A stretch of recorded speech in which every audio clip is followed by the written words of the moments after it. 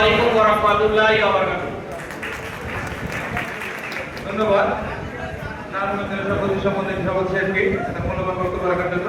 এই পর্যায়ে আমাদের মাঝে সংক্ষিপ্তভাবে বক্তব্য রাখবেন জামালপুর জেলা থেকে আগত জামালপুর জেলা কমিটির সম্মানিত সভাপতি ইমরান সাহেব। ইমরান সাহেবকে তার মূল্যবান বক্তব্য রাখার জন্য বিনীতভাবে আহ্বান জানাচ্ছি। বিসমিল্লাহির রহমানির রহিম।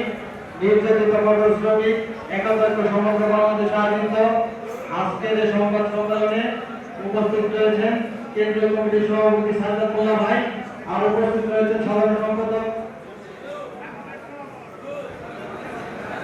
ভাই।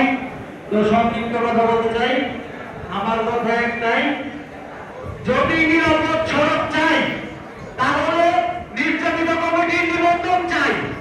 যদি নিরাপদ সড়ক চাই তাহলে নির্যাতিত কমিটির নিবন্ধন চাই।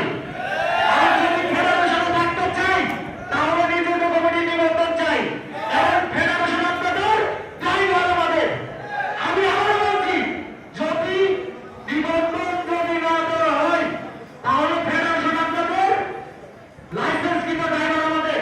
ধন্যবাদ সবাইকে। আসসালামু আলাইকুম। ধন্যবাদ জামালপুর জেলার সম্মানিত সভাপতি সাহেবকে। তো এই পর্যায়ে